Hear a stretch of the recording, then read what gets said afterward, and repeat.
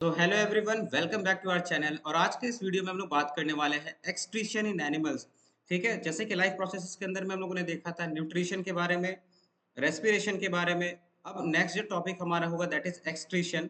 ठीक है, एक्सक्रीशन का मतलब क्या होता है? बॉडी के अंदर से वेस्ट को बाहर रिमूव करना। पर तुम लोग बोलोगे कि कार्बन डाइऑक्साइड तो लंग्स के थ्रू बाहर हो ही गया था। न्यूट्रिशन के अंदर में हम लोगों ने देखा था क्या कि जो वेस्ट है हमारा वो लार्ज इंटेस्टाइन से होते हुए एनस के थ्रू होते हुए बाहर तो हो ही गया था।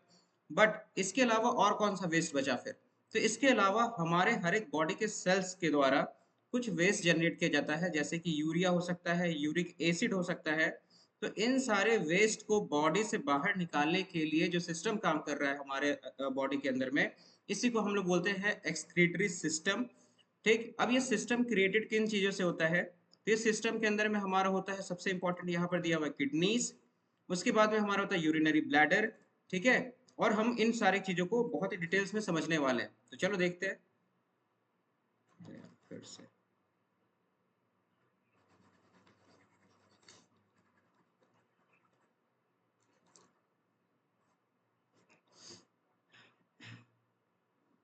Hello. So hello everyone, welcome back to our channel. तो आज के इस वीडियो में हम लोग बात करने वाले हैं एक्सक्रीशन इन एनिमल्स। तो इससे पहले की वीडियोस में हम लोगों ने देख लिया था न्यूट्रिशन, रेस्पिरेशन, ट्रांसपोर्टेशन, और आज हम लोग देख रहे हैं एक्सक्रीशन के बारे में। सो एक्सक्रीशन का मतलब क्या होता है? एक्सक्रीशन का मतलब होता है वेस्ट को बॉडी के बाहर में रिलीज करना। ठीक है, जो भी वेस्ट हमारे बॉडी के अंदर में क्रिएट हो रहा है उनको बाहर रिलीज करना। बट हम लोगों ने देखा था क्या कि जब कार्बन डाइऑक्साइड जो वेस्ट की तरह निकल रहा था हर एक सेल के द्वारा, वो तो लंग्स के द्वारा प्यूरिफाई कर दिया गया था और ऑक्सीजन को हर एक बॉडी के पार्ट तक भेज दिया गया था। ठीक, तो इसके अलावा और कौन सा वेस्ट है? तो यहाँ पर देखो, हमारा हर एक सेल जो होता है ना, जब ब्लड वहां से गुजर रहा होता है तो यहाँ पर उसको वो न्यूट्रिएंट्स देता है, सब कुछ देता है, ऑक्सीजन देता है, बट साथ ही साथ में जब वो उन सारी चीजों को यूज करता है तो वेस्ट जनरेट होता है कार्बन डाइऑक्साइड के अलावा भी बहुत सारा। तो इन सारे वेस्ट को ब्लड मिला दिया जाता है और फिर ये ब्लड जब किडनीज के थ्रू होते हुए पास करता है तो वहां पर इन सब से वो वेस्ट जो है वो छन करके बाहर निकल जाता है हमारा यूरिन के फॉर्म में। तो आज हम लोग इसी सिस्टम के बारे में डिटेल्स में समझने वाले हैं, कंप्लीट मैकेनिज्म समझने वाले हैं कि किस प्रकार से यहाँ पर जो वेस्ट है वो शरीर के बाहर निकाला जाता है। तो देखो, यहाँ पर तुम देख पा रहे हो, पहले देख लेते कौन कौन सा ऑर्गन्स इन्वॉल्व है। तो यहाँ पर है किडनीज, पेयर ऑफ किडनीज है।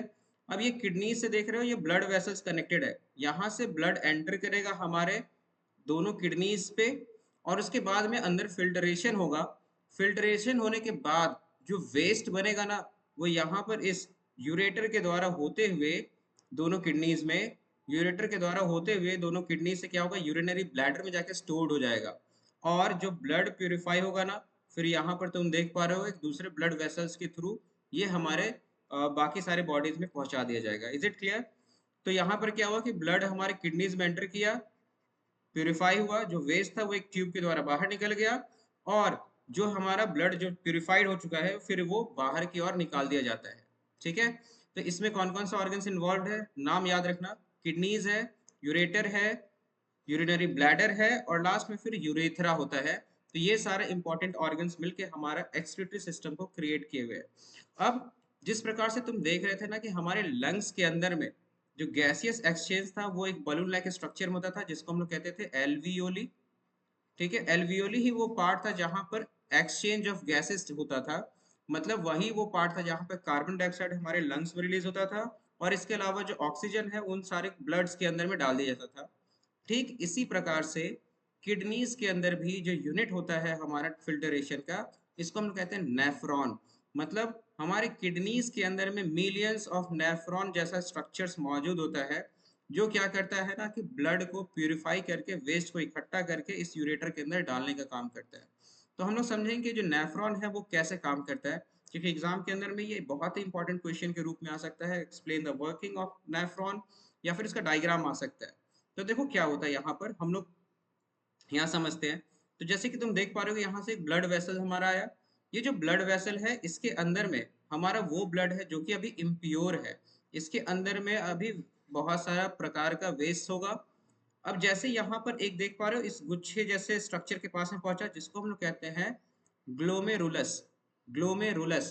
तो जैसे यहाँ से जाता है ना, तो ये जो ब्लड होता है इसमें से जो वेस्ट होता है ये सब यहाँ पर से डिफ्यूज करता है, बाहर की तरफ निकलता है।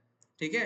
ये सब यहाँ से डिफ्यूज होता है, ये जाली जैसा स्ट्रक्चर है। ब्लड जब यहाँ प्रेशर से गया तो बहुत सारा ऑब्जेक्ट जो बहुत सारा जो हमारा पार्टिकल्स होता है, वेस्ट या फिर जो कुछ भी है, वो सब यहाँ से बाहर की तरफ डिफ्यूज होता है। और इसके ठीक किनारे किनारे में तुम देख पा रहे हो ऐसे गोल सा स्ट्रक्चर है, एक ऐसा गोल सा स्ट्रक्चर है जैसे लग रहा है कि कोई कैच कर रहा है उन सारे वेस्ट को। ये जो स्ट्रक्चर है ना, इसको बोलते हैं हम लोग बोमेंस कैप्सूल।